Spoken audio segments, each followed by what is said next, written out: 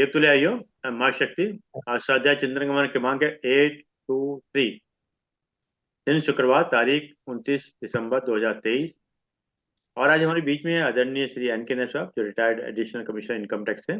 आपका जो विषय है वो है संतुलित जीवन कैसे जिए, भाग 35। आप देखिएगा, इसी पार्ट को 34 पार्ट अब से पूर्व कह चुके हैं और आज 35वां पार्ट है। अब ज्यादा समय लेते हुए आदरणीय एन के साहब से निवेदन करते हैं कि आज का उद्बोधन जारी करें। आदरणीय साहब। बहुत बहुत धन्यवाद आदरणीय रमेश शर्मा साहब, और साथ ही धन्यवाद जूम मीटिंग में उपस्थित सभी सदस्यों से, ऋषि साहब से, अशोक से, सेठी साहब, काला साहब। आज के उद्बोधन की शुरुआत सर मैं माँ मैं गायत्री के सर, मंत्र हमारी से। मीटिंग लगी, सुषमा शर्मा भी बोल दो साहब। तो भाभी जी हमारे उनको तो सदैव नमन है सर, सदैव नमन है। आप उनको और माता जी को, जो आपको प्रेरणा देती है कि आप जो मीटिंग को इसको चलाए हुए हैं और किसी ना किसी वक्ता को बुला लेते हैं और वो अपने मंतव्य से, अपनी वाणी से यहाँ पे आप लोग को सुहासित करता है। सर, आज के प्रोग्राम की शुरुआत करते हैं, आज के उद्बोधन की शुरुआत माँ गायत्री के मंत्र से। ओम भूर्भुवः स्वाहा तस्वितुर्वरेण्यं भर्गो देवस्य धीमहि धियो यो नः प्रचोदयात्। जय अम्बे, जय जगदम्बे।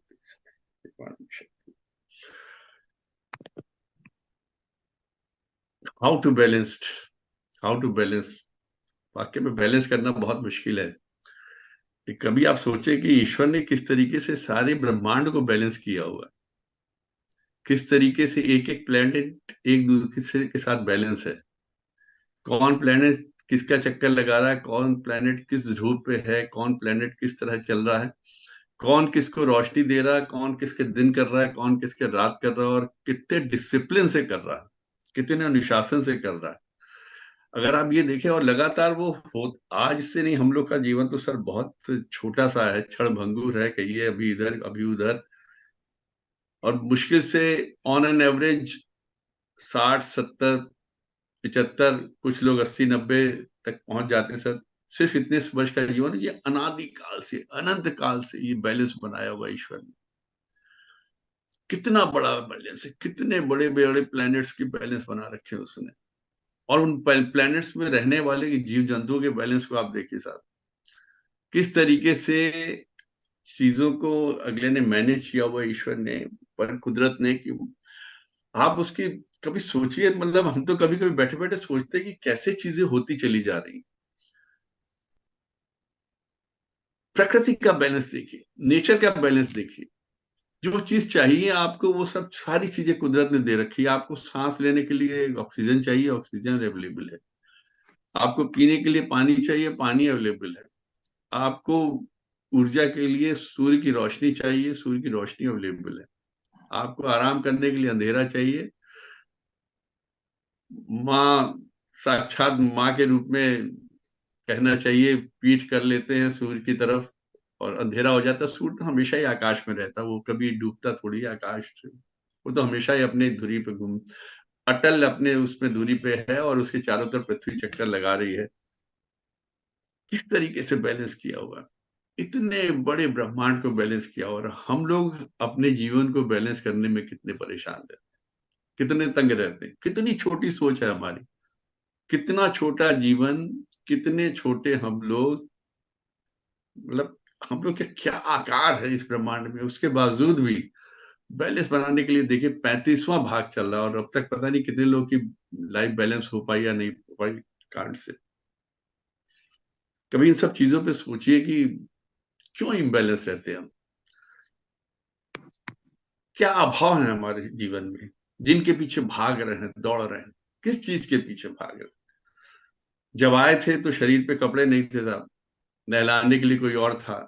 अशक्त थे, हम लोग को खुद नहीं पता था जीना कैसे है, जिंदगी कैसे शुरुआत करनी है, कैसे खाएंगे, क्या खाएंगे, किस तरह रहेंगे,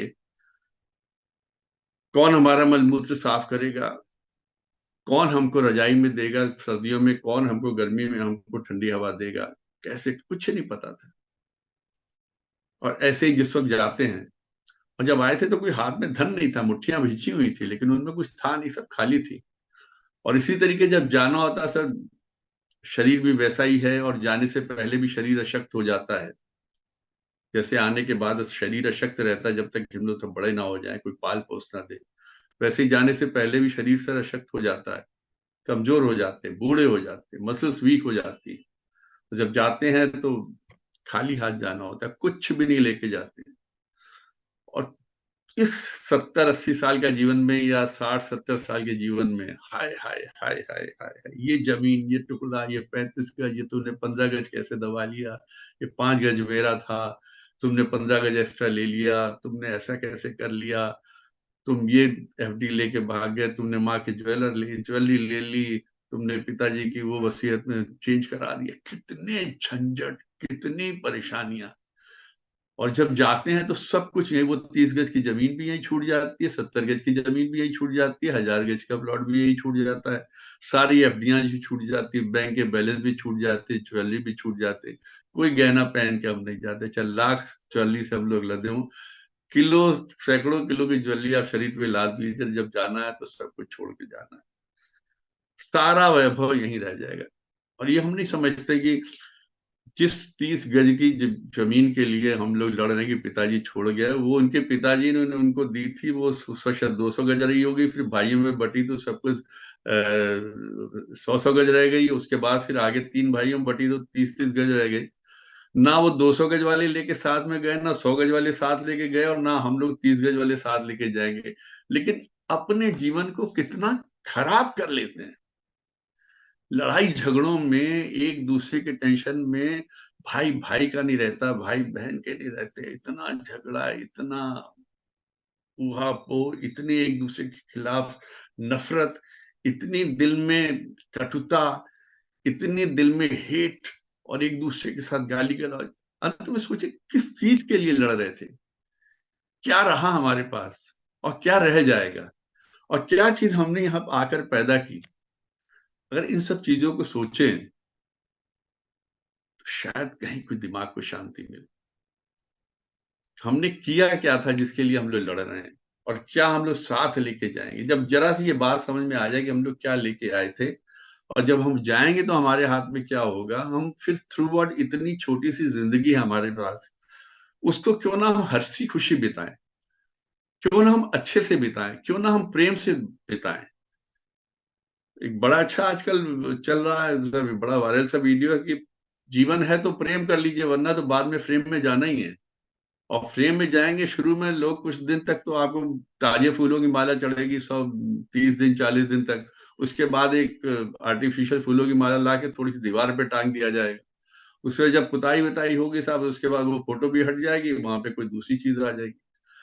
तो हम किस चीज के लिए, क्या रह जाता है, क्या हम चाहते क्या है, मन क्यों अशांत रहता है, किन चीजों के पीछे भागते हैं, सारी प्रॉब्लम यही है।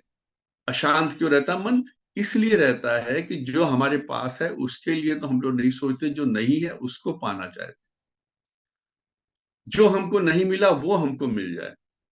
अब अगर भाइयों के बीच की बात हो जाएगी तो पड़ोसियों से शुरू हो जाएंगे, पड़ोसियों से निपटेंगे तो फिर मोहल्लेदारी में शुरू हो जाएंगे। तो चीजों को इकट्ठा करते रहना, एक हवस सी, एक अजीब सी भूख, भौतिक जग के लिए, भौतिकवाद के लिए, हमको ये भी चाहिए, ये भी चाहिए, ये भी चाहिए, ऐसा भी चाहिए, ये भी हमारा, हमारा, मैं।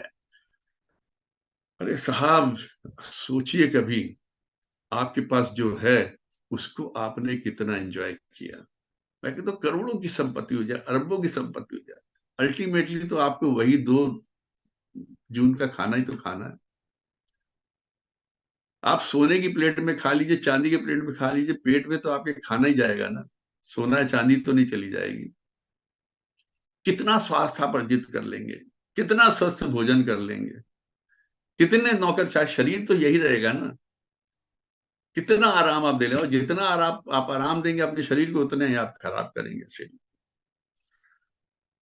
कितने आप औरों से बेहतर हैं अगर आपके पास 2 टाइम का खाना है, अगर आपके पास रहने के लिए एक घर है, अगर आपके पास थोड़ा बहुत पैसा है, तो आप दुनिया के, मतलब अगर आपको अगर खाने की चिंता नहीं करनी पड़ रही, आपको अपने सोने की चिंता नहीं करनी पड़ रही, आपको सिर पे छत है, तो आप दुनिया के 75% लोगों से सुखी हैं, उनसे कहीं ज्यादा सुखी। और फिर यही शरीर है, अगर इसमें कहीं स्वास्थ्य में गड़बड़ हो गए तो, बीमारियां हो गई तो, अगर आप बीमार नहीं है, आपका शरीर स्वस्थ है, आप चल फिर रहे हैं, आपकी सांसें नहीं अटकी हुई हैं, आप अस्पताल में एडमिट नहीं है, तो विश्वास मानिए आप उन 2.5 लाख लोगों से बेहतर हैं जो अगले 24 घंटे में अपनी सांसें छोड़ने वाले हैं। जब आप हम लोग बैठे यहाँ बात कर रहे हैं, कितने लोग घूम रहे हैं, कितने लोग आजादी से इधर उधर टहल रहे हैं, कभी कल्पना कीजिए कि इसमें कितने लोग हैं जो अस्पताल में एक एक सांस के लिए लड़ रहे हैं। किसी के वेंटिलेटर लगा हुआ है, किसी के ऑक्सीजन लगा हुआ है, किसी के कुछ मशीनें लगी हुई, किसी पे फ्लूइड चढ़ रहा है, कोई सोडियम चढ़ रहा है, कोई पोटेशियम चढ़ रहा है, किसके कुछ चढ़ रहा है। जीवन के लिए जो संघर्ष कर रहे हैं उनसे कितने बेहतर हैं, तब भी अशांत है, तब भी परेशान है। अगर हम किन्हीं चीजों को देख पा रहे हैं, किन्हीं चीजों को पढ़ पा रहे हैं, किन्हीं चीजों को समझ पा रहे हैं, चीजों को सुन पा रहे हैं, तो विश्वास मानिए हम लोग दुनिया के 300 करोड़ लोगों से बेहतर है। 300 करोड़ की आज की तारीख में आबादी ऐसी है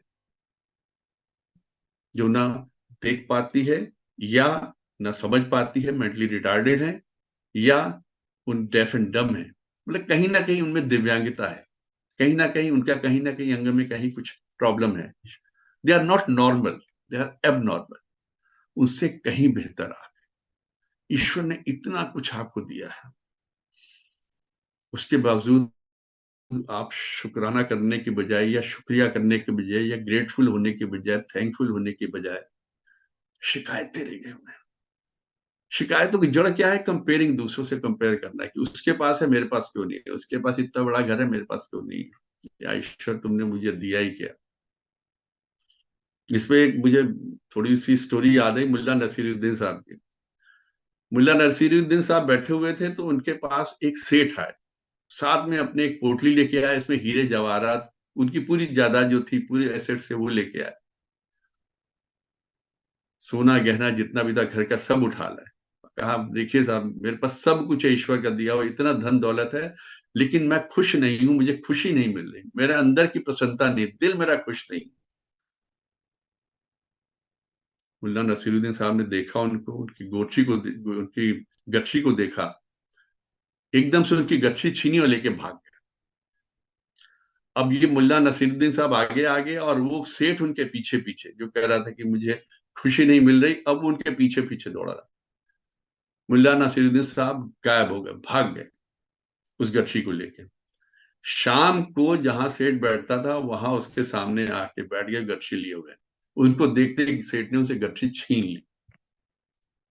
जब गठरी छीनी, मुल्ला नसीरुद्दीन साहब बोले खुशी मिल गई, तसल्ली मिल गई? कहता हाँ, मुझे बहुत बहुत खुशी मिली। कहते इतना धन दौलत, इतना सब कुछ तुम्हारे पास था और तुमको खुशी नहीं थी, जब ये तुमसे छिन गया तब तुम्हें लगा खुशी किसमें थी। हमारे पास जो है, हम उसमें खुश नहीं रहते, हमें और पाने की चाहत रहती, कुछ और मिल जाए, कुछ और मिल जाए, कहीं कुछ आशंका, कहीं कुछ चला ना जाए, उसके डर में बैठे रहते हैं। जहां गठरी उनके हाथ में सारी खुशी मिल गई, तो उनकी खुशी को उनके समझ में आ गया खुशी की परिभाषा क्या है।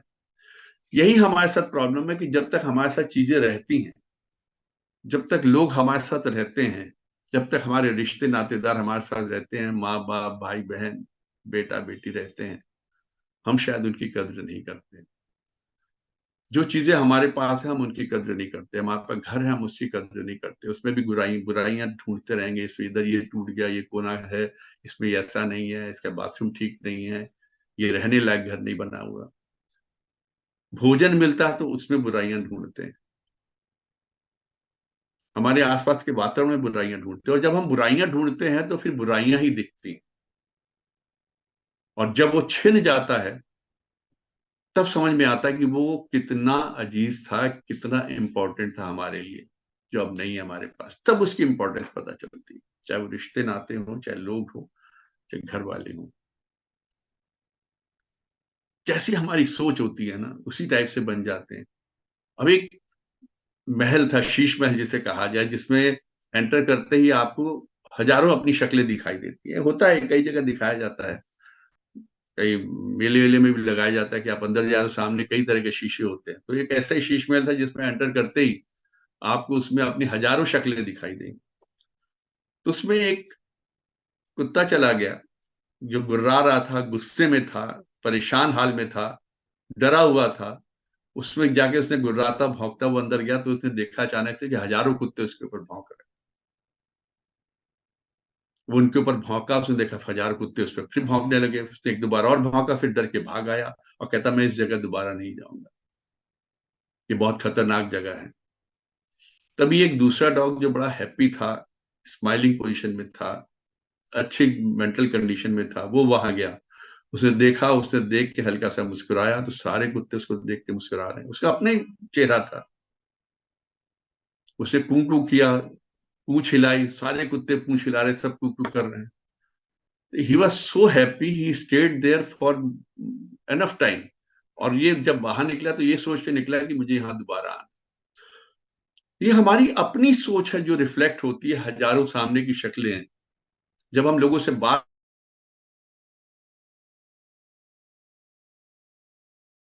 हमारे दिल में क्या है वो सामने आता है। कहते हैं ना कि जब आपके हाथ में पानी था और पीछे से किसी ने धक्का दे दिया, तो गिलास में से क्या छलका?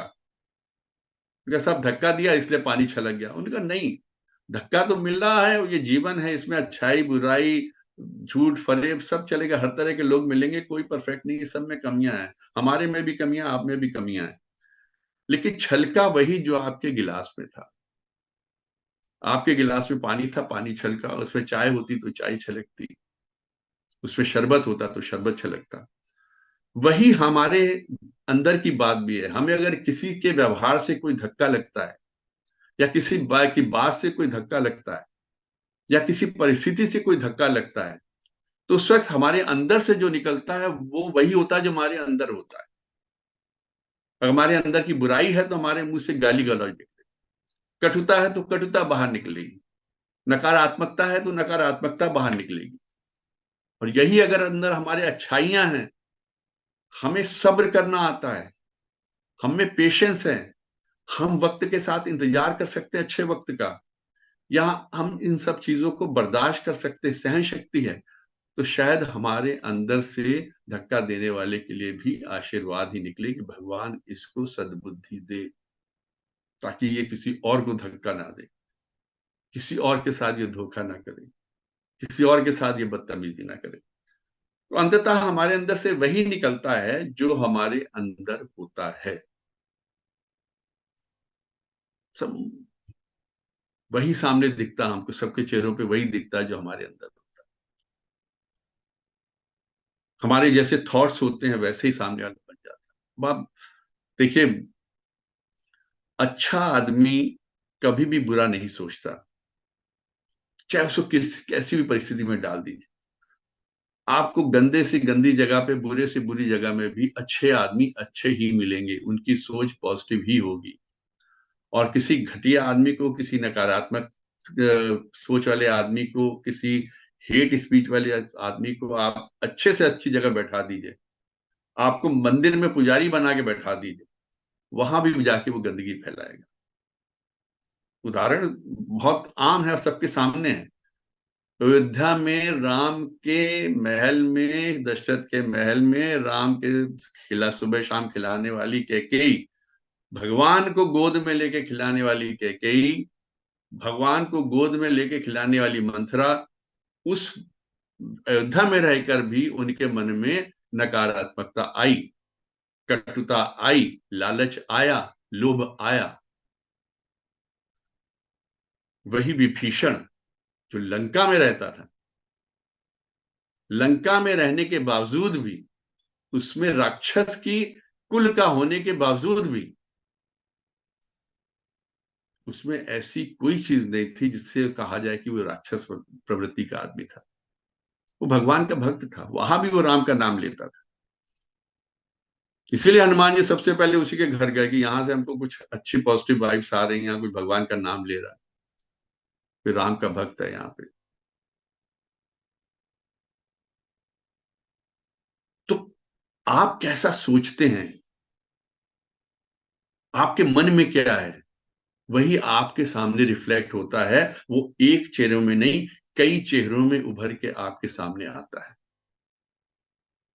और आप जितना गंदा चेहरा बनाएंगे, जितनी घटिया चीजें आप सामने वाले की तरफ देंगे, जितनी नकारात्मकता आप सामने की तरफ फेंकेंगे, उससे 1000 गुना बन के आएगी। अपने कर्मों का फल है साहब ये।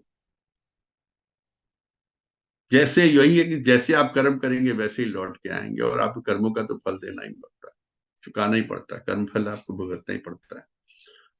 जैसा आप दूसरों के प्रति व्यवहार करेंगे, उसी तरह का व्यवहार आपको भी भुगतना पड़ेगा। बड़ा सुंदर दृष्टांत सुन रहा था कि बड़े बड़े लोग, सारी सुख सुविधाएं होने के बावजूद, ताकत होने के बावजूद, पॉलिटिकल पावर होने के बावजूद, प्रशासनिक शक्ति होने के बावजूद, धन दौलत बाहुल्य होने के बावजूद, हर तरह की सुख सुविधा होने के बावजूद भी वो लोग सुसाइड कर लेते। सुना एक आईएएस ने सुसाइड कर लिया, सुना एक एक्स चीफ मिनिस्टर ने सुसाइड कर लिया, सुना एक पॉलिटिकल लीडर ने सुसाइड कर लिया, सुना एक बहुत बड़े बिजनेसमैन ने सुसाइड कर लिया, कोई नदी में डूब के कहीं मर गया। ये आम इधर पिछले दिनों में आपने खूब अखबारों में पढ़ी हुई। क्या है, कहीं ना कहीं तो ऐसे कर्म किए थे जिससे उनसे अंदर से बर्दाश्त नहीं हो, सारी सुख सुविधाएं होने के बाद जो आदमी कल्पना कर सकता है कि दुनिया में हमारे पास होना चाहिए, उससे 10 गुना उनके पास था, उसके बावजूद उन्होंने जीवन को समाप्त किया, खुद अपने हाथों से स्वयं को दंड दिया। सुसाइड क्या है? आप अपनी जीवन लीला समाप्त करते, सिर्फ इतनी ही बात है। आप अपने कर्मों के फल का दंड अपने आप को स्वयं देते। जब आप खुद महसूस करते हैं कि मैंने इतने गंदे कर्म कर लिए हैं, या इतने मेरे से गलतियां हो चुकी हैं कि उसको मैं अब समाज का सामना नहीं कर सकता, दुनिया का सामना नहीं कर सकता, परिवार का सामना नहीं कर सकता, इसलिए मुझे जीवन दे देना चाहिए, मेरे कर्म फल सामने आ गए। इसलिए कहते हैं कभी भी कुछ कर्म करो 10 बार सोच के करना चाहिए। किसी का बुरा तो करना ही नहीं चाहिए, सपने में भी नहीं सोचना चाहिए कि हम किसी का बुरा करेंगे। अगर आपने किसी के लिए सोच भी लिया कि मुझे इसका बुरा करना है या मुझे इसको नुकसान पहुंचाना है, तो वो आपके पूरे शरीर में और आपके पूरे वातावरण में नेगेटिविटी भर देता है। आपकी सोच में विषाक्त पन आ जाता है, विष भर देता है आपकी सोच में। आपके कर्म कांड में विष भर देता है, आपकी चाल में, आपके व्यक्तित्व में, आपके एटीट्यूड में, सब तरफ नेगेटिविटी आ जाती, भर जाती। इसलिए कभी कोई आपके साथ बुरा भी कर दे तो उसके लिए भला सोचे, ईश्वर इसको इतनी सद्बुद्धि दो कि ये कम से कम ये ऐसे काम दोबारा न करे, या इसके अंदर की नकारात्मकता समाप्त हो सकता है कि आपकी दुआ से, आपके आशीर्वाद से वो भला हो जाए और आपको भी पॉजिटिव वाइब्स वहां से आने लगे। मैंने शुरू में कहा था कि मतलब किस चीज के लिए अशांत रहते हैं, जब हम चाहते हैं जो वो मिलता नहीं, और इसका कारण लोभ है। जो हमारे पास है उससे ज्यादा मिल जाए, और जो मिल रहा है उससे और ज्यादा मिलता जाए। आप किसी को एक्सपेक्टेशन है उसकी कि ये हमको 100 रुपए दे देंगे, आपने दे दिए उसे 100 रुपए, अब सोचता ही तो 100 रुपए दे दिए मैंने सोचने से ही, तो इससे ज्यादा मांगने चाहिए थे, शायद ज्यादा मिल जाते। कहते भैया 100 का नहीं 500 का काम था। ये लोभ है। लोभ, लोभ के बारे में आप जब चर्चा शुरू हुई थी, एक बड़ी सुंदर एक कथा हमने सुनी थी, वो मैं आप लोगों के साथ शेयर करना चाहूंगा। एक ब्राह्मण पुत्र था, उसने अपनी शिक्षा गुरुकुल में पूरी की। गुरुकुल में पूरी करके जब अपने पिता के पास पहुंचा, उसने कहा कि मेरी शिक्षा पूरी हो गई है, मैं वापस आ गया हूँ, गुरु जी ने मुझे अपना आशीर्वाद प्रदान कर दिया कि जाओ अपना जीवन जियो। तो उसने कहा तुम्हारी शिक्षा पूरी होगी? पिताजी ने पूछा। उन्होंने कहा हाँ। कहना अच्छा बताओ, लोभ का, सॉरी, पाप का बाप कौन है? पाप का बाप कौन है? देखो, पाप का बाप कौन है? उन्होंने पुस्तकें खोली, अपनी देखी, उसको कहीं कोई वर्णाक्षर मिला ही नहीं। पूरी डिक्शनरी देख मारी, पाप का बाप कुछ मिला नहीं। तो जाओ पता करके आओ, और जब पता लग जाए उसके बाद आना, तब तुम्हारी शिक्षा पूरी होगी। निकल पड़ा। निकल पड़ा। पूरा दिन चलते चलते एक जगह पहुंचा, तो एक घर क्या देखा, बड़ा अच्छा सा घर बना हुआ था, उसके बाहर तुलसी का पौधा भी लगा हुआ था, गौ माता भी बंधी हुई थी। उसे लगा ये किसी अच्छे कुल का घर है, जो कि वैष्णव भक्त का लग रहा है, ईश्वर को मानने वाला, गौ माता भी बंधी हुई है, माँ तुलसी का भी पौधा है। उससे खटखटाया कि चलो यहाँ से मैं थोड़ा सा जल आदि ग्रहण कर लेता हूँ। उसे खटखटा के वहां से एक स्त्री निकली, उससे पूछा, कहा कि आप मेरे को पानी पिला दी, मैं प्यासा हूं, मैं ब्राह्मण कुमार हूँ। तो उन्होंने अंदर से जल ला के उनको दे दिया। जब जल पी लिया तो उन्होंने पूछा कि आपके देखिए बाहर को इतना सुंदर तुलसी का पौधा विकसित है, लगा हुआ है, और गौ माता बंधी हुई है, आप जरूर वैष्णव भक्त हैं, विष्णु जी की भक्त होंगे। तो उन्होंने कहा कि नहीं, मैं वैष्णव तो नहीं हूं, मैं नगर वधू हूं, मैं वेश्या हूं। जैसे उन्होंने सुना, उन्होंने एकदम से वो गिलास दूध पटक दिया और कहा, अरे किस वेश्या के हाथ में, उसके घर से मैंने जल ग्रहण कर लिया, मेरा तो गंगा जी में डुबकी लगानी पड़ेगी, तब जाके मेरी शुद्धि होगी, मैं तो पाप का भागी हो गया। तो उन्होंने कहा कि ठीक है, मैं वेश्या हूं, मेरे से गलती हो गई, अब जैसा भी आप मुझे माफ कीजिए। कहा नहीं नहीं नहीं, ऐसे नहीं होगा। तो उन्होंने कहा ठीक है, मैं आपको 5 सोने की मुद्रा देती हूँ, आप मेरे यहाँ से जल ग्रहण कर लीजिए। ठीक है, वो बैठ गए, उन्होंने जल। तो कहा कि आप आए हैं इतनी दूर से, मैं सोचती हूँ कि आपको भोजन भी कराऊं, तो मैं भोजन बना देती हूँ, आप यहीं पे भोजन भी कर लीजिए, आगे कहाँ जाएंगे, रात हो गई। तो उन्होंने कहा नहीं नहीं नहीं, मैं जल ग्रहण कर लिया, इतना ही बहुत है, मैं और कुछ नहीं करूंगा। ठीक है, मैं आपको 5 सोने की मुद्रा और देती हूँ, आप यहाँ पर बैठकर अपना भोजन स्वयं बना के खा लीजिए। उन्होंने ब्राह्मण को सारी चीजें लाके प्रोवाइड कर दी। तब उन्होंने कहा कि आप थके होंगे, आप कहाँ ये सब बनाएंगे, मैं आपका भोजन अपने हाथों से बना देती हूँ, आप खा लीजिएगा। नहीं नहीं नहीं, मैं कैसे कर सकता हूँ, ये मैंने आप इतना ही स्वीकार कर लिया, इतने बहुत है। उनका ठीक है, हम आपको 5 स्वर्ण की मुद्राएं और दे देते थे, 15 मुद्राएं दे देंगे। ब्राह्मण एग्री हो गए, ब्राह्मण कुमार। जब उन्होंने भोजन बना लिया, वो ग्रास लेने लगे, उन्होंने कहा कि अब ब्राह्मण, आप हमारे घर आए, आपने हमारे घर के पवित्र किया है, हमको आशीर्वाद दिया है, अगर आप आज्ञा दें तो मैं अपने हाथों से आप ग्रास खिला दूं। ये कैसा पाप करेंगे आप? ब्राह्मण कुमार बोले। उनका ठीक है, मेरे मेरे को शायद इससे मुक्ति मिल जाए, मैं आपको 5 स्वर्ण मुद्राएं और 20 स्वर्ण मुद्राएं आपको दे देती हूँ, आप मुझको ये कार्य करने दीजिए, ये सेवा करने दीजिए। जैसे ही ब्राह्मण कुमार ने कहा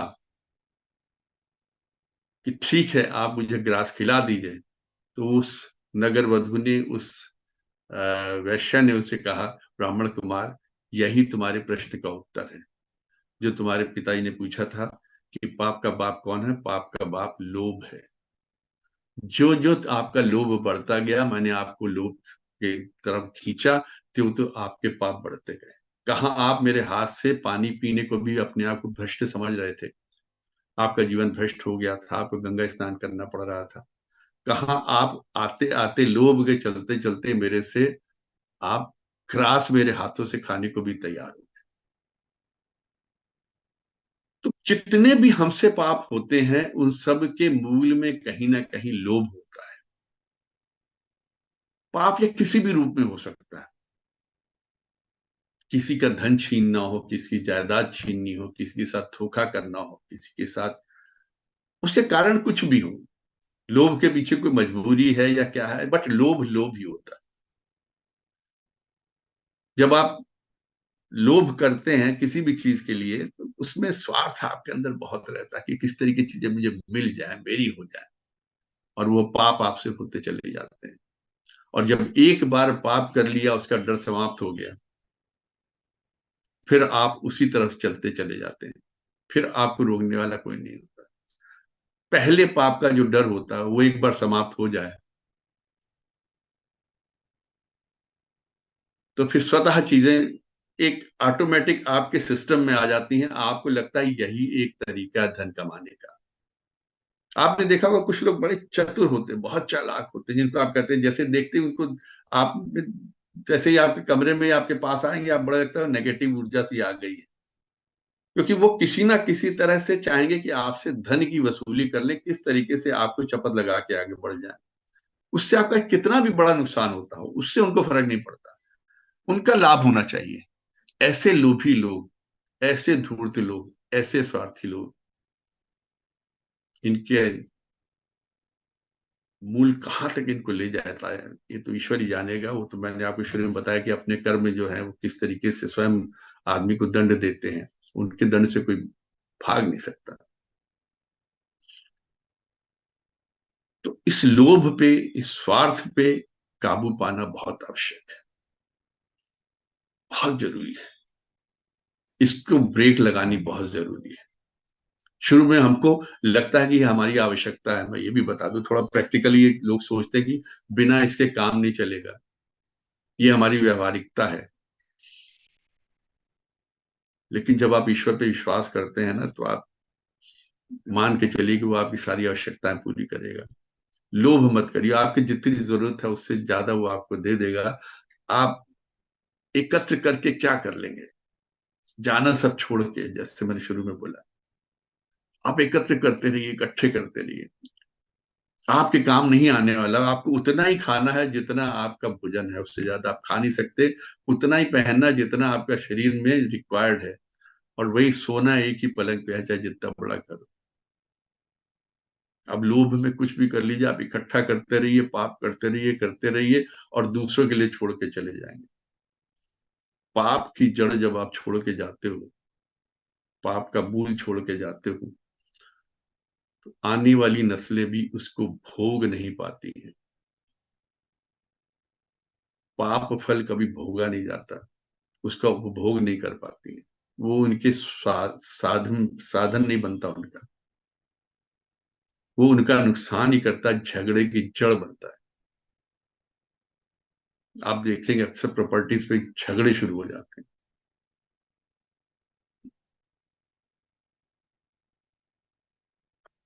ईश्वर का शुक्रिया अदा कीजिए, हर चीज के लिए ईश्वर का शुक्रिया अदा कीजिए। जो उसने दे दिया उसके लिए शुक्रिया अदा किया जाए, जो नहीं दिया उसका भी कोई कारण होगा, क्योंकि वो जानता है कि उसने हमको वो क्यों नहीं दिया। वो जानता है कि किस चीज की हमको आवश्यकता है, इसको क्या चाहिए। जिसने इतना बड़ा पूरा ब्रह्मांड को बैलेंस किया हुआ है, वो हमको नहीं कर पाएगा। जिसने एक एक जीव जंतु के लिए भोजन, पानी, सांस लेने की सब सुविधा दे रखी है, वो हमारे लिए नहीं करेगा। ये तो सोचना भी व्यर्थ है। अगर हमको ईश्वर पे विश्वास है तो इन सब चीजों पे होना चाहिए। हम लोग ईश्वर के पास जाते हैं, भगवान के पास जाते हैं, मंदिरों में जाते हैं, खूब जाते हैं, खूब पूजा करते हैं। करनी चाहिए, जाना चाहिए, ऐसी जगह बड़ी पॉजिटिव जगह होती है।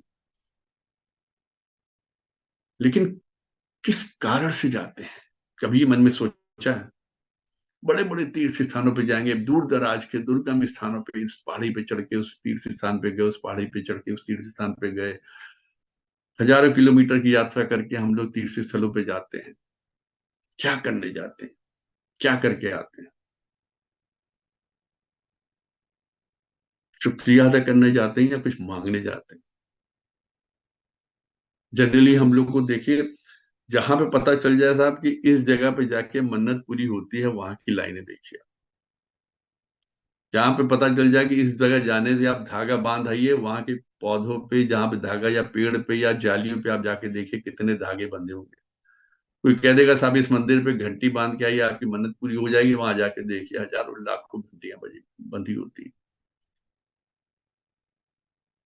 मैं गया हूँ, अरे घंटियां भी बंधी देखी है, धागे भी बंधे देखे, चिट्ठियां भी लटकी हुई देखी है। हमसे कहा गया कि आप भी धागा बांधिए, मैं कहती ईश्वर ने मेरे को सब कुछ दे रखा है, उससे क्या शुक्रिया अदा करूं, वही कम है मेरे लिए। उसके लिए समय नहीं है, मुझे और कुछ नहीं चाहिए। लेकिन लोगों धागे बांधते देखा। यानी कि हम ईश्वर के पास भी जाते हैं तो सिर्फ मांगने के लिए जाते हैं, कभी शुक्रिया अदा नहीं करते उसके जो उसने हमको दिया है। हम क्या उस चीज के लिए ग्रेटफुल नहीं? तुमने हमको सांसें दे रही, हम जिंदा हैं, हम इस वक्त भी जिंदा हैं, हम अभी आपसे बात कर रहे हैं, हम जिंदा हैं। इसके लिए शुक्रिया नहीं अदा करना चाहिए? हम समय देखते हैं, घड़ी है, बज रही है 11:30 बजे हैं, हम जिंदा हैं। 11:30, 11:35, 11:40, हम जिंदा, पता नहीं किसके मरने की सूचना मिल जाए। अभी 2-3 दिन में, पिछले में एक दो ऐसी घटनाएं हो गई हमारे जानने वालों में। मैं भी स्तब्ध रह गया कि मौत कैसे आती है, किस तरह आती है, और किस जगह पे आती है, आपको कैसे उतारती है आपकी गाड़ी से। कानपुर से एक परिवार, सिख फैमिली थी, वो लड़का जा रहे थे वाराणसी काशी विश्वनाथ जी के दर्शन करने के लिए। तो वहां पे टोल प्लाजा पे रुके, तो उनके फास्ट टैग में बैलेंस कम था। वो 29 साल का लड़का, जिसके लिए लड़कियां देखी जा रही थी शादी करने के लिए, बड़ा स्मार्ट सा लड़का, वो उतरा रोड के ऊपर कि मैं अपने मोबाइल से फास्ट टैग को चार्ज करा लूं, गाड़ी के अंदर नेटवर्क की थोड़ी प्रॉब्लम हो रही होगी। उससे सामने तो देखा, पीछे नहीं देखा, पीछे से एक ट्रक उसको रौंदता हुआ चला गया। उसकी वहीं पे मृत्यु लिखी हुई थी, और वही कारण था, वही उम्र थी जहां पर वही उसको आखिरी सांस लेनी थी। एक पल का भरोसा नहीं। उसके पिताजी देखते रह गए, सामने खड़े बैठे हुए गाड़ी के अंदर, लड़का बाहर है, उनके सामने सामने उनका लड़का चला गया। ऐसे ही एक दो लोग जाते हैं मॉर्निंग वॉक, एक ही मोहल्ले के रहने वाले, एक दूसरे को अच्छे से जानते हैं, एक रिटायर्ड ऑफिसर थे, एक दूसरे थे बिजनेसमैन। बिजनेसमैन पहुंचे, वो अपनी गाड़ी से उतरे, कार से उतर के वो निकले, तब तक दूसरे जो उनके साथ वाले थे वो भी पीछे से पहुंच गए। कोहरे में उनको दिखाई नहीं दिए, उन्होंने उनके ऊपर गाड़ी चढ़ा दी।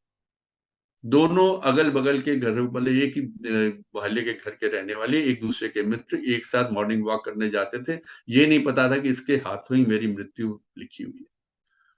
मृत्यु का कारण बनने वाला, मृत्यु का तरीका, मृत्यु का समय, सब कुछ निश्चित। तो एक एक जो पल बीत रहा, अभी मैं आपसे बात कर रहा हूं, ये घड़ी में आगे नहीं बढ़ रहा समय, ये हमारी जिंदगी का समय बढ़ रहा है। हमारे जीवन का समय टिक टिक टिक करके एक एक मिनट आगे बढ़ रहा है। हमें इसकी कद्र करनी चाहिए, अगर अगले मिनट में हम जीवित हैं, हमारी सांसें चल रही हैं। इसके लिए हमें ईश्वर को थैंकफुल होना चाहिए। ईश्वर के प्रति हमें शुक्रगुजार होना चाहिए, उसका शुक्राना करना चाहिए, भगवान के आगे हाथ जोड़ने चाहिए कि आपने मेरी अगली सांस चलती दी है। रोज 2.5 लाख आदमी मरता है, 250,000,000। कितने लोग हैं, जो मैंने शुरू पहले भी कहा कि कितने लोग हैं एक एक सांस के लिए तड़प रहे हैं, वेंटिलेटर पे लगे हुए, हजारों लाखों लोग लटके हुए हैं वेंटिलेटर पे, सांसें जबरदस्ती फेफड़े चलाए जा रहे हैं उनके।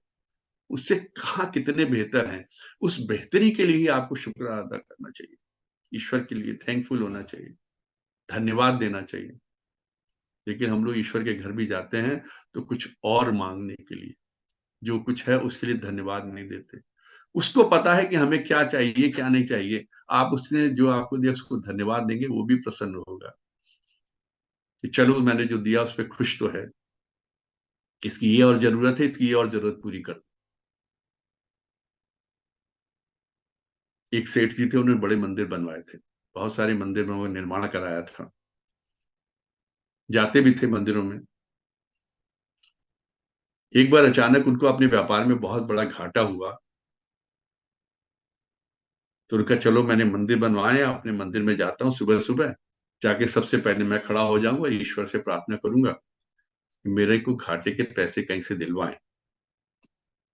सुबह सुबह उठ के नहा धो के उनका सबसे पहले पहुंच जाऊं मंदिर में, अपने ही बनवाए मंदिर में। जब पहुंचे ईश्वर के दरबार में, तो देखा उनसे पहले भी एक भिखारी आके खड़ा था, और वो ईश्वर से प्रार्थना कर रहा था, हे ईश्वर, मेरे को 100 रुपए दे दो, मेरी बीवी बहुत बीमार है, मेरी पत्नी बहुत बीमार है, उसके लिए दवाई लानी है, मेरे पास पैसे नहीं, कहीं से भी 100 रुपए का इंतजाम कर दो। ये प्रार्थना करते करते रो रहा था और अपना सर पटक रहा था। उसको देख के सेठ जी को बड़ा गुस्सा आया, कहता है अजीब आदमी, सिर्फ 100 रुपए के पीछे ये इस तरीके से कर रहा है। उनका अच्छा उठो, ये 100 रुपए लो, जाओ तुम अपनी बीवी के लिए दवाई लो। जैसे उन्होंने उसको 100 रुपए दिए, उसने ईश्वर के इतना धन्यवाद किया, अरे ईश्वर, मेरी प्रार्थना तुमने इतनी जल्दी सुन ली, मैं तो आया था, भी मैंने तुमसे प्रार्थना की और सोच रहा था कहाँ से करे हुए, कैसे करोगे, तुमने तो आदमी भेज दिया मेरे पास। जब वो चला गया तब सेठ जी हाथ जोड़ के खड़े हो गए, कहते ईश्वर, हे भगवान, मुझे व्यापार में 100 करोड़ का घाटा हो गया, कहीं से 100 करोड़ का इंतजाम कर दो। ये कह के वो भी बिलखने लगा और सर पटकने लगा, भगवान के आगे हाथ जोड़ के प्रार्थना करने लगा। काफी देर हो गई तो भगवान प्रकट हुए, कहते यार, एक भिखारी को तो मैंने 100 रुपए देके तुमसे दिलवा के विदा करवाया था, अब तुम्हारे को अगर विदा करना पड़ेगा, तुम्हारा रुदन बनकर आना पड़ेगा, मुझे तुमसे बड़ा भिखारी चाहिए जो तुमको 100 करोड़ रुपए दे सके। एकदम से सेठ जी अवाक रह गए, भगवान, कितनी सच बात है, भिखारी बन के आया हूं मैंने, जो मेरे को जब मेरे पास था, इतना धन धान्य था, मैंने कभी उसका शुक्रिया अदा करने नहीं आया, और जब आया हूं तो सिर्फ मांगने के लिए आया हूं, भिखारी बन के। और मेरे पास इतना तो था कि मैं किसी की दूसरे की बीमारी के हम इलाज के लिए पैसे दे सकें। उसकी आंखें खुल गई। तो वही कहते हैं कि हम जब भगवान के घर में जाते हैं तो हम किस पर्पस से जाते हैं उसको देखिए, मांगने के लिए मत जाइए, थैंकफुल होके जाइए, ईश्वर का धन्यवाद करने जाइए कि आपने जो अब तक मेरे को दिया है उसका आपका बहुत बहुत धन्यवाद, उसका बहुत बहुत शुक्रिया। ये जो सांसें चल रही है ना, इसका बहुत बहुत शुक्रिया। जीवन पूरा एक चलचित्र है सर। आप अपनी 5 साल पहले की फोटो उठा के देख लीजिए, फिर 10 साल पहले की फोटो उठा के देखिए, और 15 साल पहले की फोटो दिखा उठा के देखिए, फिर 20 साल पहले की फोटो उठा के देखिए, उस सबको सामने लगाइए और फिर दर्पण के सामने खड़े हो जाइए। प्रकृति ने क्या क्या परिवर्तन कर दिए हैं आपके चेहरे पे, जिसपे आपका किसी तरह का कोई अधिकार नहीं, आप उसको रोक नहीं सकते, इस परिवर्तन को रोक नहीं सकते। 20 साल पहले आप कैसे दिखते थे, 15 साल पहले क्या थे, 10 साल पहले क्या थे, 5 साल पहले क्या थे, और आज किस दशा में आप खड़े हो दर्पण के सामने, और अभी आगे क्या होगा इसका आपको नहीं पता। ये एक चलचित्र चल रहा है आपके जीवन का, आप एक करेक्टर हैं, उसको जी रहे हैं। जब चलचित्र समाप्त हो जाएगा, पिक्चर समाप्त हो जाएगी, तब आपकी आखिरी फोटो दर्पण पे रह जाएगी। हमारा ये प्रयास होना चाहिए कि हम जिस करेक्टर को निभाने के लिए हमको भेजा गया है उसको इतनी बखूबी निभाएं कि जब हमारी चलचित्र समाप्त हो, जब हमारी मूवी खत्म हो, the picture is over, movie is over, तो लोग कहें कि बहुत शानदार चरित्र निभाया इसने। आप देखते हैं, जब कभी मूवी देखने जाते हैं हम लोग, तो मूवी के अंदर जब बैठे होते हैं तो हम लोग उस कैरेक्टर के इमोशंस के साथ चलने लगते हैं। अगर किसी विलेन को देखते हैं तो उसको देखते हमको बड़ा गुस्सा आने लगता है, अगर किसी को रोते हुए देखते तो उसके साथ हमारे हृदय में भी रुदन आ जाता है, हमारा भी हृदय नम हो जाता, आंखें नम हो जाती उस दुख और उस कष्ट को देख के। किसी कॉमेडियन की बात को सुनते हैं तो हमें हंसी आ जाती, क्योंकि हम उसके भावों में चल पड़ते हैं। लेकिन जैसे हम पिक्चर से बाहर आते हैं तो हम लोग नॉर्मल हो जाते हैं, सामान्य हो जाते हैं, अपने जीवन को जीने लगते हैं। अपनी आत्मा से भी बोलिए कि हमारा ये पूरा जीवन इस चलचित्र की तरह है, जैसे जैसे करेक्टर हमको दिए गए हैं हमको वैसे वैसे निभाने हैं, और खूबसूरत तरीके से निभाने हैं, बिल्कुल निर्विकार भाव से, तटस्थ होके, कोई इन्वॉल्वमेंट नहीं, डिटैच्ड जिसे कहते हैं, डिटैचमेंट के साथ। विश्वास मानिए, आपका जीवन बिल्कुल पाक साफ शीशे की तरह साफ है। अपने चरित्र को इतने खूबसूरत तरीके निभाइए, इतने करेक्टर को इतने ढंग से जिए, लोग कहें वाह, क्या कलाकार था, कितने सुंदर तरीके से अपने चरित्र को निभा के गया।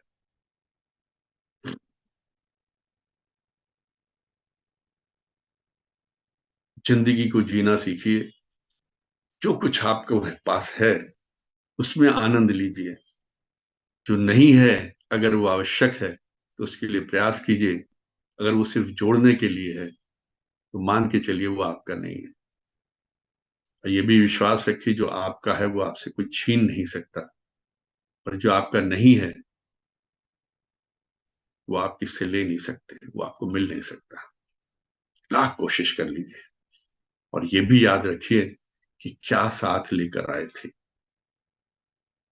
जिसको आप कहते हैं ये मेरा है, ये मेरा है, ये मेरी जमीन है, ये मेरा ज्वेलरी है, ये घर मेरा है, ये कमरा मेरा है, ये पलंग मेरा है, क्या चीज साथ लेके आए थे, और जिस समय चले जाएंगे क्या चीज रह जाएगी आपके पास,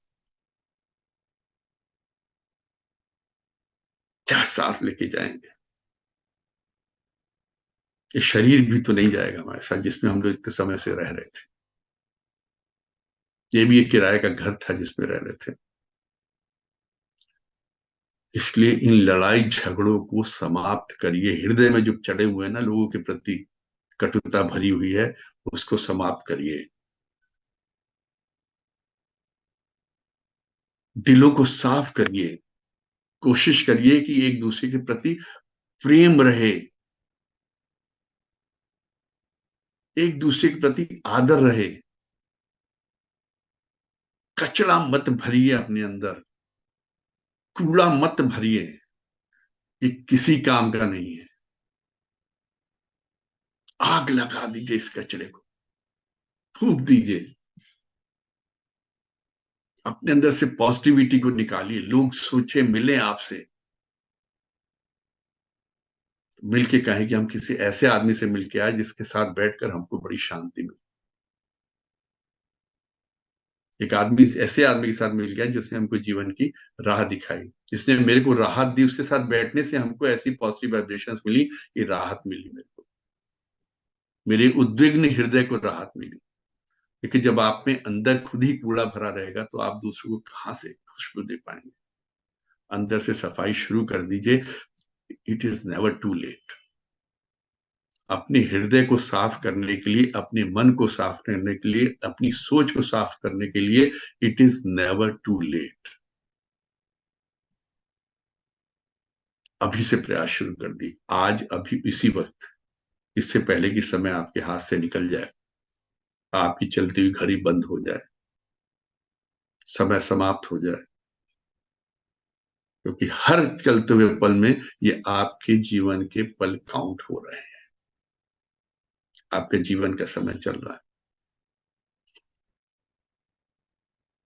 समय समाप्त हो रहा है। आप लोग का बहुत बहुत धन्यवाद कि आप लोगों ने मेरे को इतने ध्यान से सुना, और मेरे से जितना हो पाए मैंने किया। आप लोग का बहुत बहुत धन्यवाद। Thank you. धन्यवाद सर। ये मगवा साहब लिख रहे हैं, a very effective and fruitful talk, heads off to respectiveness of outstanding motivator and preacher. बताइए। ये मगवा साहब जनरली बहुत कम ऐसे अग्रवाल साहब कुछ लिख रहे हैं तो फिर उसका तो मीनिंग होता है से लिखने का। जी सर, लेकिन भाई चले गए भागी वो जी शायद। भागी जी, खोल लो खिड़की अपनी भी भैया। कहाँ पर हो? गाड़ी मेट्रो में हो या कहाँ पर हो? घर पे ही हो? चलो। और क्या, हम्म। उनका म्यूटेड है, म्यूट है सर आप। हम्म। भाग्येश जी म्यूट है आप। मेरे ख्याल से ख्यालों में खो रहे लगता है आप कहीं। एक्चुअली लास्ट से मैं था, मतलब ये भी एंटर हुआ हूँ घर में ही। हम्म। हाँ, तो सुनता हुआ आ रहा था तसल्ली से, और इसलिए क्योंकि तसल्ली से सुन रहा था, तसल्ली वाली बातें थी, इसलिए आ भी आराम आराम से ही रहा था। हम्म। क्योंकि जरा से भी स्पीड बढ़ती थी तो नैब साहब कह देते थे कि एक बार वो टोल पे एक लड़का जा रहा था, वो हम्म। स्पीड अपने आप 60 पे आ जाती थी। नहीं जैब साहब हमेशा जो वास्तविकता होती है उसी तरह नहीं नहीं, रूप बहुत ये बहुत, नो ये डाउट अभी नो डाउट। कल कल मैंने 2 उठा लिए सर, अटेंड किए, बताया था मैंने शर्मा जी को हाँ, कि बताया। सुनिए। तो वो दोनों ही ऐसे ही थे, दोनों घटनाएं मैंने बताई हैं, जिनका शरीर में कोई रोग नहीं, कोई कुछ नहीं, very healthy people, and hmm. But there and came. तो हम लोग को नहीं पता होता सर, अगले मिनट का नहीं भरोसा है। कोई समाज। आदमी जा रहा है कि हमें काशी विश्वनाथ के दर्शन करने हैं, और पूरा परिवार समाप्त, मतलब उसमें बहुत ये तो हाहाकार मचा हुआ था यहाँ शहर में। Exactly sir. बड़ा अंदर से कचोटती हैं चीजें सर ये। जरूरी नहीं कि अपने जान पहचान वाले ही हो, कभी हाँ किसी का भी इस तरह का सुनते हैं कि इस तरह की दुर्घटना हो गई तो लगता है कैसे होता है, लेकिन ठीक है, उनके साथ ऐसा ही होना था, ईश्वर ने यही लिखा था, प्रारब्ध यही था। बस बस बस जियो तो सर, ये यार, यही यही कह के समझाना पड़ता है मन को। जियो तो यार मेरे, जियो ऐसे, जीने का यही एक पल हो बचा जैसे।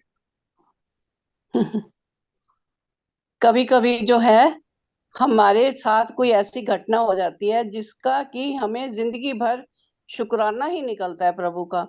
मेरे साथ ऐसी 2 घटनाएं हुई हैं कि बिल्कुल मृत्यु मुझे छू के निकली है। इनकी सिस्टर के हस्बैंड बीमार हुए, कैलाश हॉस्पिटल में एडमिट थे, तो उनका कोई बच्चा नहीं है। 500 गज की कोठी उनकी बनी हुई है झंकार पैलेस के पास। तो वो मेरे को बोलती थी कि मैंने ही उन्हें कहा था कि तुम घर कुछ मत बनाया करो, मैं तुम्हारे लिए खाना भी लेके आऊंगी, जीजाई के लिए भी लेके आऊंगी। उस दिन भी मैंने उनका रात का खाना बनाया, तैयार किया, उनको घर पे पहले छोड़ के आई, क्योंकि हॉस्पिटल में रुकने नहीं देते थे। और मैंने जो ही मतलब खाना वाना बनाया, राजेश के साथ जाना था मुझे उनके पास। तो वो मैं राजेश का केस पे केस लगा रहा, वो आ नहीं पाया। रात को 12 बजे घर आया। मैंने कहा राजेश, तेरी बुआ तो भूखी बैठी होंगी और मैं कैसे करूं? तो कहते मम्मी वो दूध वूध पी के कुछ भी खा लिया होगा उन्होंने, अब आप सो, 12 बजे कोई जाने का टाइम नहीं है, आप सुबह चले जाना। उसी रात को ही उनके घर में कोई अज्ञात लोगों ने उनका मर्डर कर दिया। बिल्कुल, अगर मैं जाती तो समझो मेरा भी उनके साथ अंत होता। तो ये घटनाएं जो होती हैं मतलब जिंदगी भर के लिए प्रभु के, मतलब जिसको इसने बचाना होता है बचा लेता है, जिसको जाना होता है वो चला जाता है।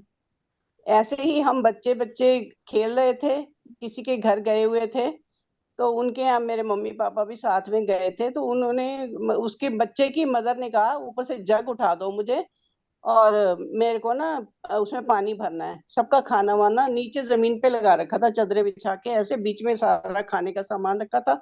तो उसकी मदर ने जग मांगा, उसमें उसके फादर पुलिस में थे, तो उस पिस्टल निकली। वो बच्चा खेल खेल में लग गया, जग माँ को पकड़ाया, उसने देखा ही नहीं। हम सब बच्चे बच्चे खेल रहे थे।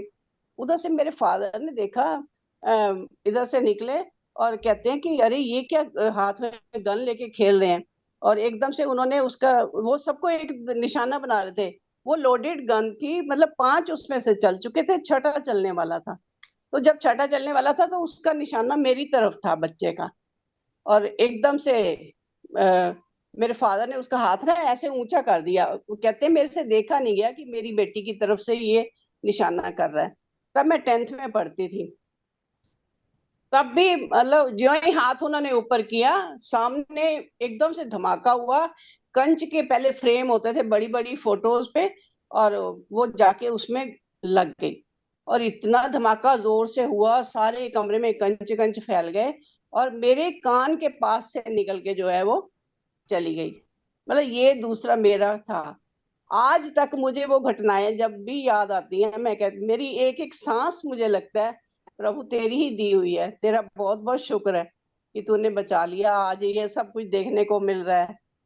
तो इसीलिए मतलब बचाने वाला भी तो यही है, ले जाने वाला भी यही है।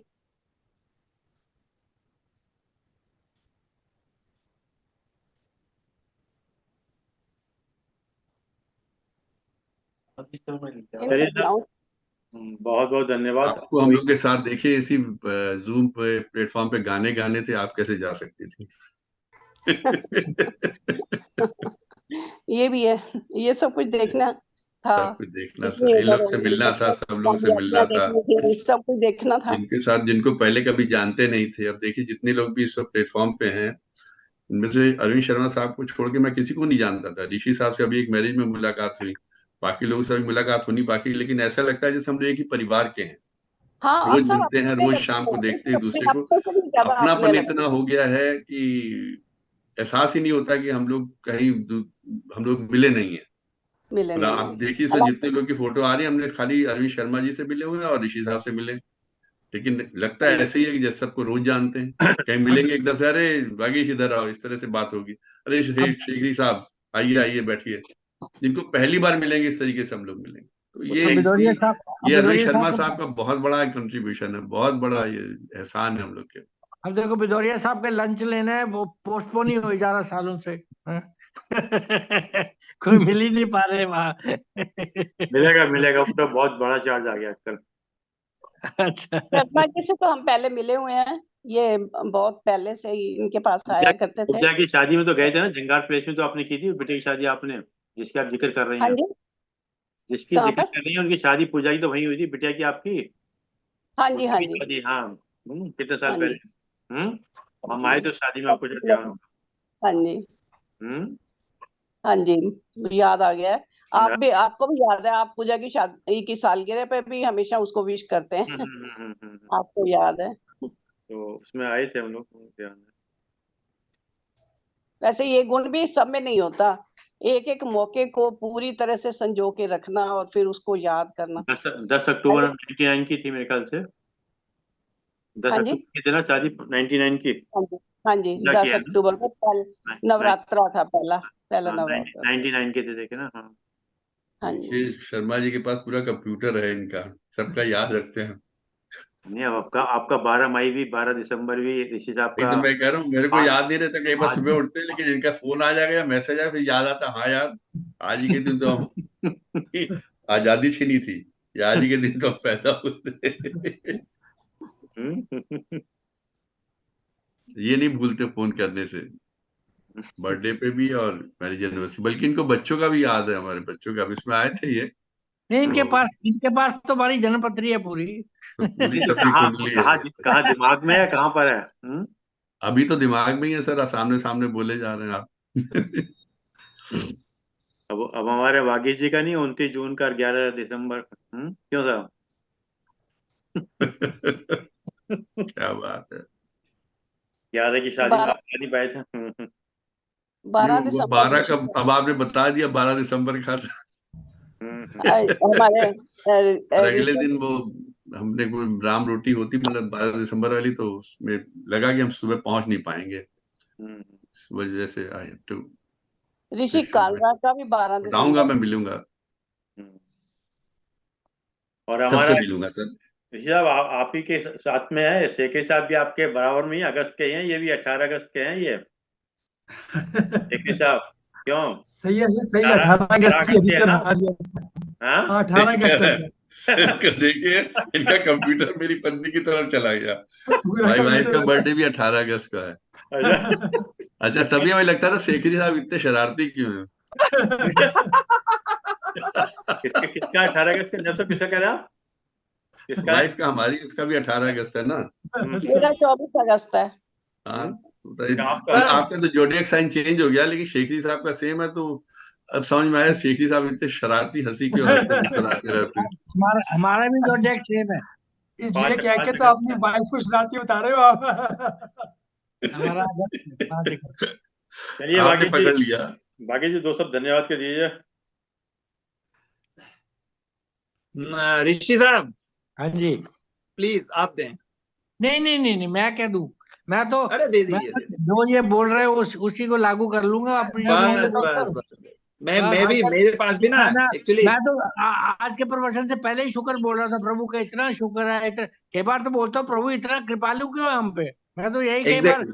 कई बार बोलता हूँ, घर अपने घर में भी, दोस्तों को भी, क्या क्या प्रभु इतना हम पे जिंदगी भर इतना दयालु रहा है, कमाल है यार, हद हो गई। और दूसरी बात है, जो जो इन्होंने कहा भाई आईना वाली बात है, ये आजकल बिल्कुल मैं आप बता रहा हूँ, प्रोफेशनल लाइफ खत्म हो गई, फैक्ट्री में नहीं जाते, गुस्सा आ जाता था। अब तो ऐसा है कि कुछ दुनिया में कुछ खराब चीज लग ही नहीं रही कुछ, सब कुछ ही आनंद है, सब कुछ ही आनंद में है, सभी अच्छे हैं, कोई बुरा है ही नहीं। बोले ये ऐसी अवस्था है। और जो उन्होंने बल का आईना वाली बात है, वो वही जो अंदर है वो, ये फैक्ट है। ये बिल्कुल मैं इसके एग्जाम्पल हूँ, सामने अपने आप को मैं देख रहा था, बिल्कुल वही हालत हो जाती है, अगर आपका आईना साफ है तो आपको सब कुछ साफ ही नजर आता है। तो ये हमारे चिंतन और स्वाध्याय का इसमें बहुत योगदान है। तो ये बार बार ये रोज ही वही दोहराए जा रहे हैं। अब कितना संतुलन करेंगे हमको तो समझ नहीं पड़ता। अब इतना संतुलन हो गया, वे बिल्कुल जहाँ भी घुमा लो एक ही चीज नजर आ रही है। मैं बिल्कुल अब इधर उधर नहीं जा सकते हम। नायब साहब आप इधर उधर नहीं जैसे प्रकृति के सूरज चांद तारे घूम रहे हैं, बिल्कुल आप इधर उधर जा ही नहीं सकते हम। ये तो आप पहले भी अब जब प्रलय होगी तभी जाएंगे, हैं? अब नहीं तो इसको नहीं तब इसको इसको संतुलन वाला अंतिम एपिसोड कर दें क्या आज, अगर आप संतुलित हो गए तो? नहीं अंत नहीं, अभी कहने का मतलब है जो आपने उदाहरण दिया है कंटिन्यू करो ना, सर। वे जो उसका है वे पूरा घूम रहे हैं, बिल्कुल वही अवस्था है। बिल्कुल अब हम विचलित नहीं हो सकते, ये बात गारंटी है। मैं अपनी तो गारंटी दे सकता हूँ कि हम अपने मार्ग से हम इधर उधर नहीं हो सकेंगे। बिल्कुल इतना प्रभु की कृपा हो गई, अब लगता है वही सब चला रहा है। अब वही चला रहा तो बिल्कुल सही है, फिर हम तो चला ही नहीं रहे वो, ये वाली बात है। तो बाकी जी अगर उचित बिल्कुल समझे तो नायब साहब को जो है ना कार्यक्रम के बाद में एक गाना का रख लें अपना, क्योंकि अब संतुलन काफी हो गया, तो एक गाने के माध्यम से अपना संतुलन रख दिया करें, क्यों? ताकि हमें ये भी लगे वो कार्यक्रम में 5 मिनट का गाना भी है इनका। फिर आप समझ हाँ हाँ, लीजिए जीवन अच्छा संतुलन रहेगा ये। बिगड़ जाएगा, ये हाँ? भी बनने दीजिए, वो व्हाट एन माहौल आइडिया पूरा सर बिगड़ जी, जाएगा उससे। वो माहौल नहीं आइडिया बनेगा। सर, ये नहीं गजब वो आइडिया है सर आपका। नहीं नहीं नहीं, नहीं इसमें वो माहौल माहौल नहीं देखिए, बनेगा। माहौल तो हमेशा बनाने से बनता है। जैसा भी आप कहते हैं ना, सब आदमियों में लगता है, तो कहते हैं ना आदमी कोई बुरा नहीं होता, बस हमारे मतलब का नहीं होता, बस क्यों? आदमी कोई बुरा नहीं होता ना, हाँ। हाँ मतलब का नहीं होता, बिल्कुल सही। कोई कोई कोई भी आदमी बुरा नहीं होता, बस हमारे मतलब का नहीं होता ना, हाँ। तो हर नहीं आदमी इसमें चिंतन आ जाता है जब ये वक्तव्य देते हैं, ये प्रवचन देते हैं, तो चिंतन आदमी आदमी चिंतन में आ नहीं नहीं, जाता है। वो तो एक विचार रखा था। चिंतन तो विचार जरूरी नहीं कि सारे स्वीकार ही हो, विचार तो विचार ही होता है ना। अब आपने मेजोरिटी से लेवल से इसको स्वीकार हो गया, ठीक है, नहीं हुआ कोई बात नहीं, बात कह दी आपने, कहने में क्या जो बुरा है? चलिए, जो प्रभु प्रभु बहुत बहुत कृपा आभार प्रभु सर, बहुत इच्छा, बहुत आभार। हम्म। वो तो प्रभु इच्छा प्रभु कृपा है फाइनली तो। चलिए बाकी जी, दो सब बोलो जरा, बोलो हरी, फटाफट, बोलो बोलो। वो तो अकॉर्डिंग टू अरविंद भाई था, हरी इच्छा और हरी हरी कृपा। करते बस दो ही शब्द बस है। बस बस।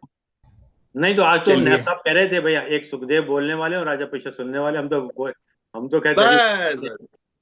हम्म। पर सर ये जितने भी आपने आपने वो नायाब तोहफे या नायाब अजूबे या जो हीरे या जवाहरात लिए हैं, पर धागा तो आप ही हो सर जिन्होंने इसको पिरो रखा है सबको। हाँ ना ना, ये आपके बिना तो सर ये तितर तितर बितर हो रहे थे। अब देखो सीकरी साहब आ गए और देवऋषि जी और नेब साहब तो हैं ही। देखिए, चलिए चलिए सर, आपका बहुत बहुत आभार सर।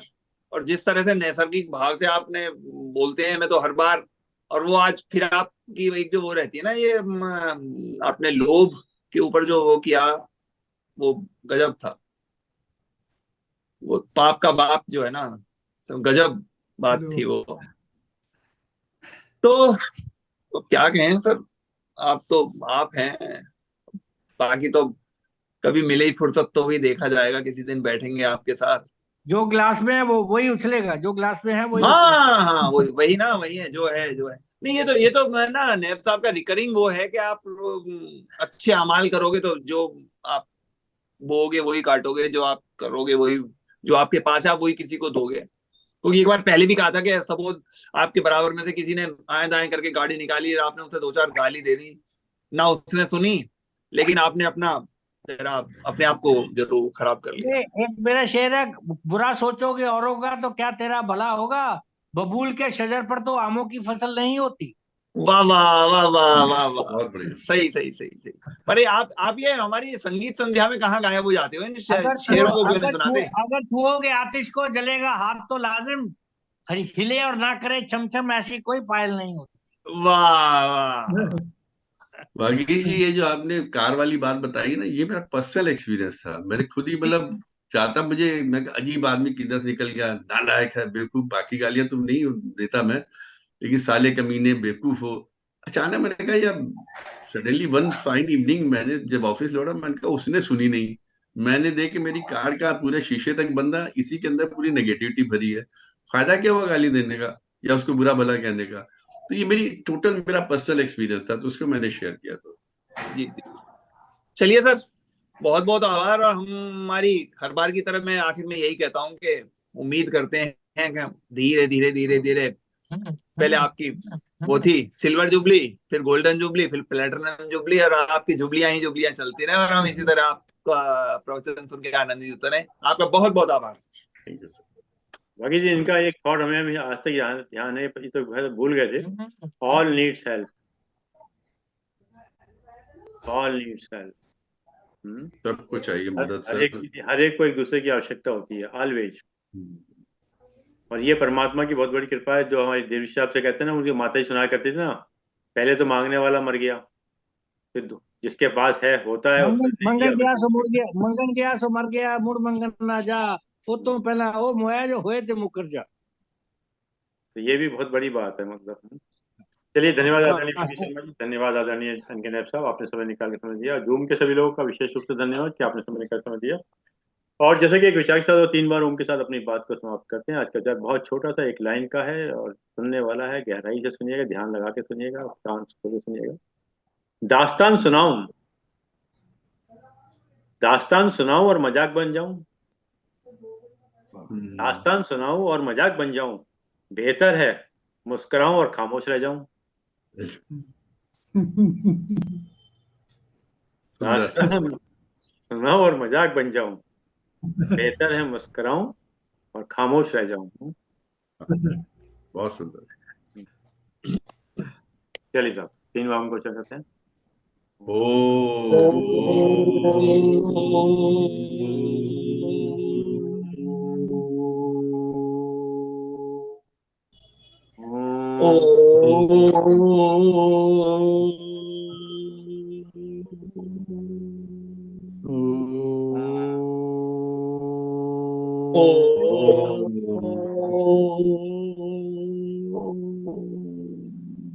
शांति शांति शांति शांति शांति शांति। शांति। सबको प्रणाम, सबका बहुत बहुत प्रणाम धन्यवाद। प्रणाम प्रणाम।